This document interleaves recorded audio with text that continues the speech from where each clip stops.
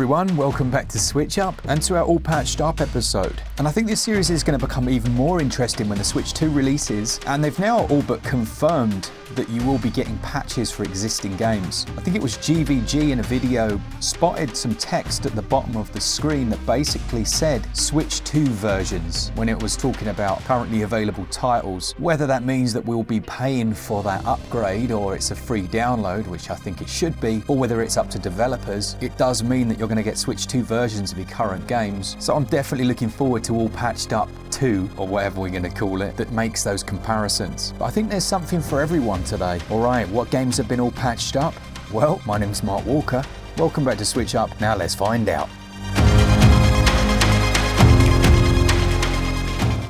Let's kick off then with the Broken Sword Shadows of the Templars Reforged patch. Now, if you're not familiar with Broken Sword, it's a point-and-click adventure from back in the day, but they completely reworked the visuals, repainted, had it running in HD, and it's not the kind of game you would think we would need to revisit for an all-patched-up video, but there were a few stutters and a couple of minor issues, and this patch version reduces the shadow effects, which improves the visual slightly. There were some strange times, like when you went to see the goat and you had to go down the ladder, you would see some really weird shadow effects happening. That's now been fixed. They've also fixed a rarer cropping bug as well as double cursor glitch. There's a few typos that have been corrected in there as well, some minor sound effect fixes. Overall, the gameplay just feels much smoother now than it did when the Reforged edition first came out. Now, there are a couple of negatives that do still remain. There are some longer loading transitions when you're playing the game in handheld mode, which is a bit odd, but it's a solid patch and it's made a difference in the areas that were an issue.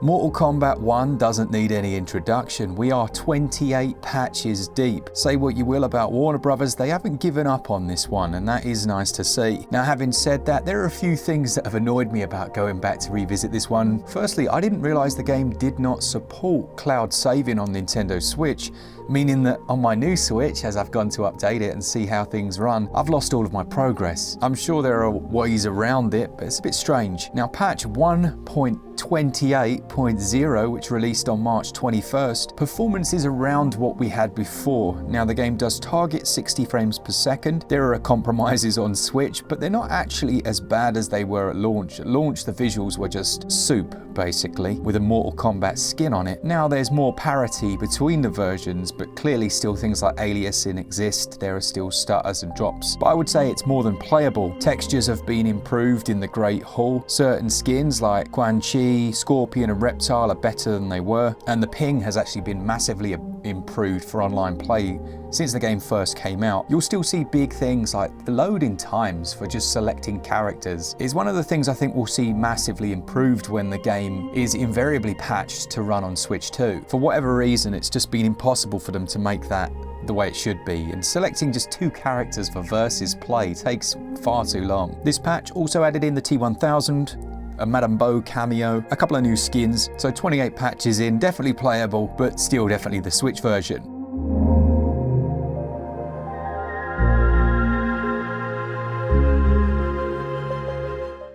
Ender Magnolia, Bloom in the Mist, had a big patch just after launch. I bet they were a bit gutted this didn't come out before release. I wonder if it's on the cart, maybe someone can let me know in the comments. But this added in a boss rush mode, as well as boss rematch modes. There's a new game plus that has relic upgrades, tougher bosses, and a few other little additions. As for performance, the game actually ran fine when it came out. I didn't have any major issues with performance. It's a cracking Metroidvania, by the way, you should definitely check it out. One nice change though is that they've actually made navigating slightly better by tweaking some of the event flags. Some of the UI elements still feel a little unclear at times. I think that's one area that maybe in the next game they should work on. But generally, it ran well at launch, it runs well now, and there's even more content there for absolutely free of charge, so well worth adding Ender Magnolia to your collection if you are a fan of that genre.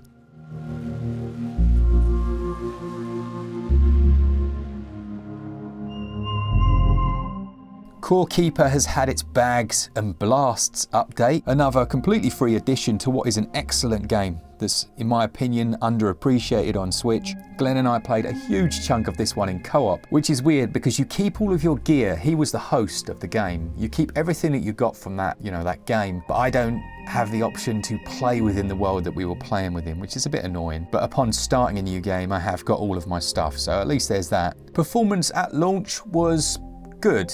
It did have some stutters. There were some areas that dropped down quite significantly, but with the March 10th update, you've got firstly some new features. You have a new boss, known as the Queen of the Burrowed Sands. There's a new biome, the Oasis biome, with aloe plants and weird camel creatures.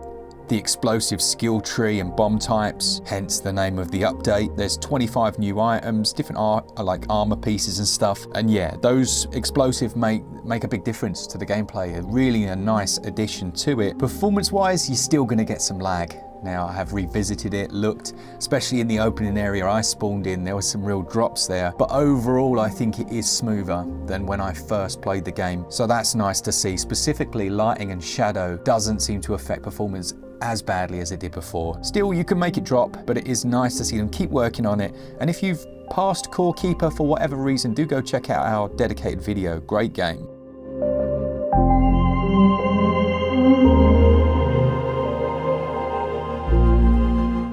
Next up, we've got the lovely Stray, which had patch, I think it was 1.06. Now, at launch, this was surprisingly good. Like, visually, it's the Switch version, but performance-wise, it was okay with a few drops here and there. I can say that with the latest update, as of March 2025, things are much better than they were before visually. They've kind of nailed down some of the issues, so the shallow depth of field looks the way that it should now. There are much less stutters, I've noticed, so before you'd get quite a few load-in stutters here and there. They're much less frequent. You will still see a couple of sub 30 FPS drops. Frame pacing though seems more smooth, with the occasional dip here and there, but generally I'm quite impressed to see that they actually put out so many patches for this one. And if you were wondering whether it was worth playing on the Switch, well, I think you may be pleasantly surprised.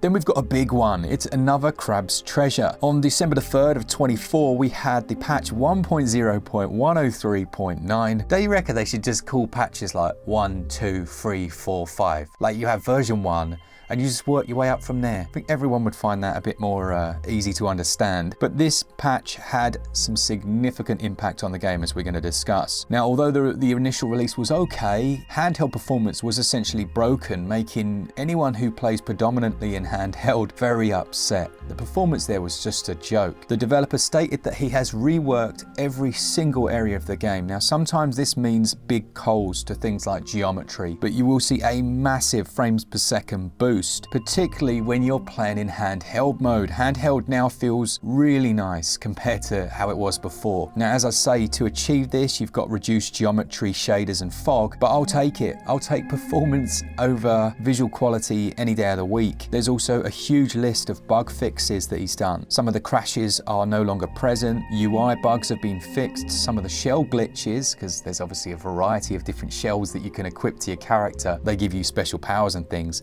Some of those were glitched and those bugs have been fixed. Some of the bosses are more stable than they were before. The camera seems to have been slightly tweaked as well. It feels much smoother. Regardless of this, you will still see some frame drops when you're playing in docked mode, and there are still a couple of potential soft locks late in the game if you manage to glitch some of the shell physics. Now, these are rare bugs, but they are still there for a couple of players, not something I've experienced. Overall though, if you were considering buying this and you were put off by the fact that the handheld performance was so rubbish, rest assured it's much better with this patch.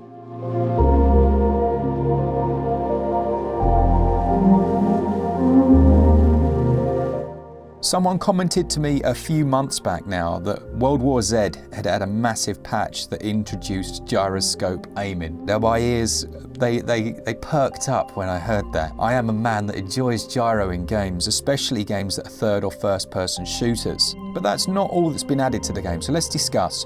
Since it came out, it's had a number of patches. The first of those as I say, adds in gyro support. Now, not all gyro is created equally. Some implementations of it are absolutely amazing. For me, the best implementation is where it lets you add gyro only when you're aiming down the sights of a weapon. That way you can kind of let go and it doesn't like send you flying in a direction. World War Z has gyro that's always aimed, like it's always there. What I will say is it's very minor. You can tweak the sensitivities of the X and Y gyro, but still it does take a little getting used to in combination with the normal analog sticks. Having said that, once I finally got to grips with it, set it to 1.5 sensitivity on both X and Y, it was much easier. And look, I'm still not good at the game, but I think we'll go back and play through this one again in co-op because it just feels so much more enjoyable with that, for me at least. Now, another new addition to this game since it came out is the player versus zombie mode, which adds 4 versus 4 competitive multiplayer, completely free. You can go and download that right now from the eShop, as you can see on the screen, but it's just one more reason to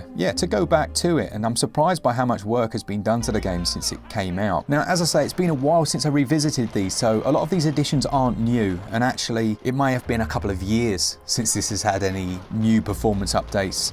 But if, like me, the changes made might be appealing to you, go check out World War Z. It's usually on some decent chunky sales as well.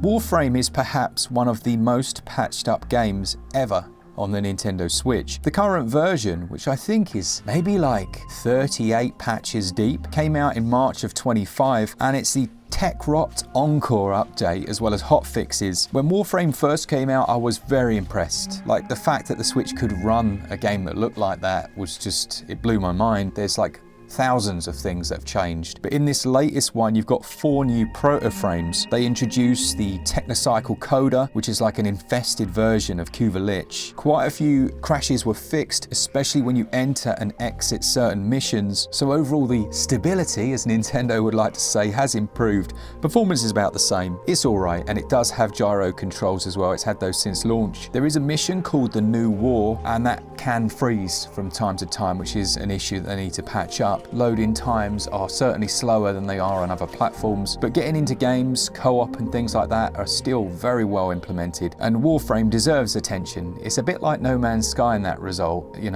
regard, except it's been unsung. Like, it's just quietly carried on in the background with its big fan base, getting patches for Switch and improving. Remember, that one's completely free of charge, so if you want to go check it out, do so.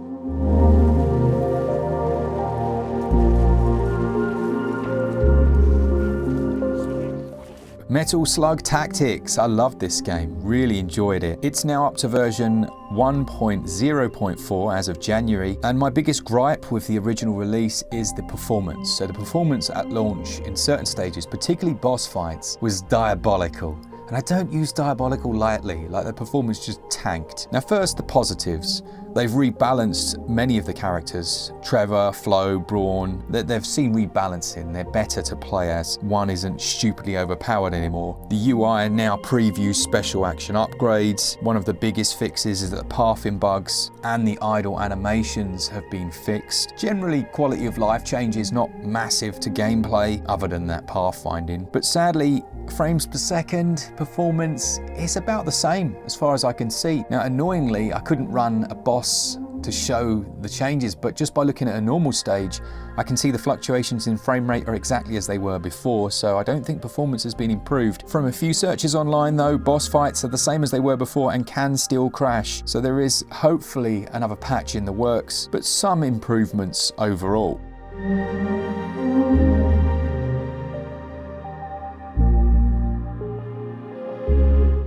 Civilization 7 has patch 1.1.0, which released in March, where they added in the Bermuda Triangle as one of the natural wonders. Quite a bit of rebalancing has taken place in the modern age. One big improvement on the Switch version is the UI and HUD is much more responsive than it was before, and there are less crashes. So those are the good things. It's also worth mentioning that load times are faster than Civilization 6. The negatives though, performance, it will still slow down during late turns. While performance may be ever so slightly better, there's certainly room for improvement still.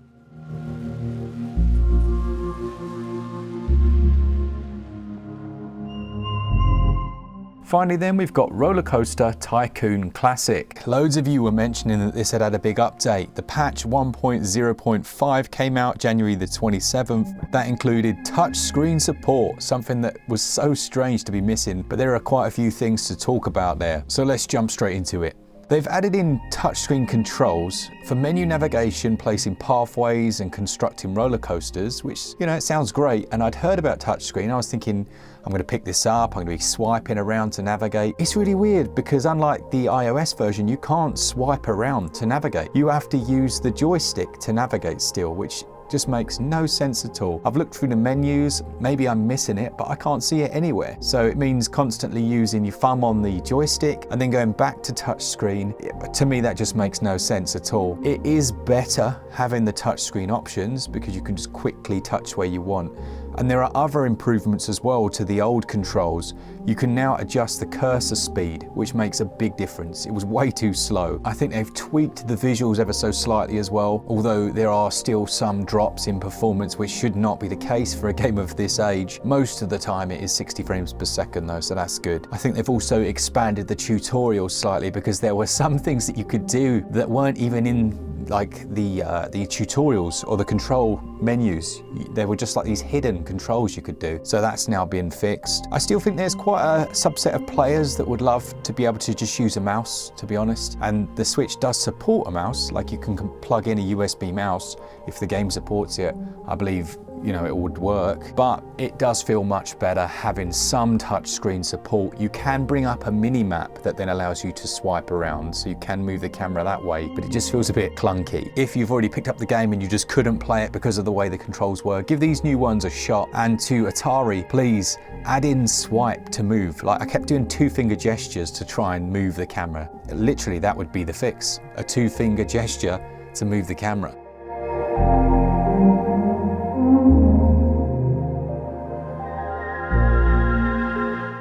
So that's it, an absolute beast of an all patched up episode. I hope you enjoyed it. Let me know in the comments. And yeah, let me know any games that you'd like to see me revisit. As we always say, if you want to save yourself some money on any games, the sales are coming up on Sunday. Head over to switchup.gg where you'll get 5% back in cashback on any of the purchases that you make. So if you buy your eShop credit there, you're going to get 5%. You can still get your gold coins as long as they exist. Are they still going or have they stopped already?